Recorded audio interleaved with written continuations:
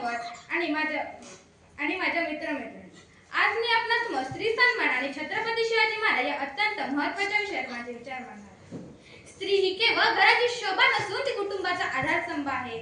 समाज घडवणारी शक्ती म्हणजे स्त्री. परंतु इतिहासात आणि वर्तमानात अनेकदा स्त्रीला अन्याय, अपमान सहन करावे लागतात आणि अशा परिस्थितीतही स्त्री सन्मानाचा विचार करताना छत्रपती शिवाजी महाराज आपल्याला दिशा दाखवतात. छत्रपती शिवाजी महाराज हे फक्त पराक्रमी योद्धे नव्हते, तर अत्यंत संवेदनशील, दूरदृष्टीचे आणि न्यायप्रिय शासक होते. त्यांच्या राजकारणाचा महत्त्वाचा आधारस्तंभ म्हणजे स्त्री सन्मान. त्यांनी त्यांच्या सरदारांना व सैन्याला स्पष्ट आदेश दिला होते की युद्धात सुद्धा कोणत्याही स्त्रीचा अपमान होऊ नये, तिच्या अब्रूला धक्का लागू नये. आणि असा एक प्रसंग तुम्हाला मी सांगू इच्छितो. एकदा छत्रपती शिवाजी महाराज कर्नाटकाच्या मोहिमेवरून महाराष्ट्रात परत येत होते, तेव्हा तिथे बेलवाडी नावाचं एक गाव होतं. तिथे एक छोटासा किल्ला होता. मल्लम्मा देसाई नावाची ठाणेदारी तिथे राहत होती. दादाजींना वाटलं जाता जाता गड घेऊन जावा, म्हणून त्यांनी थोडं सैन्य गोळा केला आणि ते मल्लम्मावर चाल करून गेले. परंतु मल्लम्मा ही जिची काटेची, तिने मावळ्यांवर प्रहार केला आणि तिकडेच मावळचा पराभव झाला. त्या दादाजींना वाटले का बाईच्या हातून मावळचा पराभव होणे शक्य नाही, म्हणून त्याने अजून सैन्य गोळा केलं आणि ते मल्लम्मावर पुन्हा चाल करून गेले. तेव्हा मात्र मल्लम्माचा पराभव झाला. त्या दादाजींनी ठरवलं मल्लम्माला कैद करायचे आणि महाराजांसमोर उभे करायचे.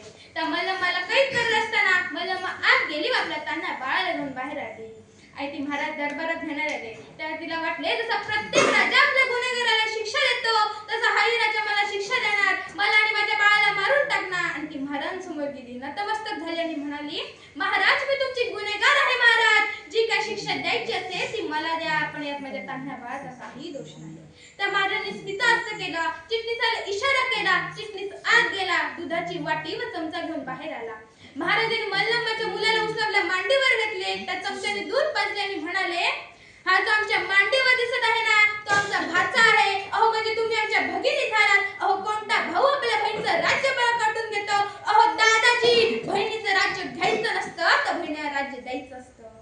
आणि त्या काळातही माझ्या शिवरायानं मल्लम्माला तिचे राज्य परत केले, त्यावर तिला साडी चोळी देऊन तिच्या घरी तिला सुखरूप पोचवलं. म्हणून असं नक्की सांगा असं वाटतं, छत्रपती शिवाजी महाराज जे केले ते जगात कोणीच केले नाही आणि जगाने जे केले ते छत्रपती शिवाजी महाराजांनी कधीच केले नाही. म्हणून जगाला छत्रपती शिवाजी महाराजांसमोर झुकावे लागले. छत्रपती शिवाजी महाराज नेहमी स्त्रियांचा आदर केला. म्हणून जी कोणी स्त्री माझे भाषण ऐकत आहे तिला सांगावं असं वाटतं, अगं तलवारीपेक्षा तीक्ष्ण या तुझ्या नजरेची धार आहे. अगं तलवारीपेक्षा तीक्ष्ण या तुझ्या नजरेची धार आहे. महाराष्ट्राची वाघीण तू भवानीचा वार आहे.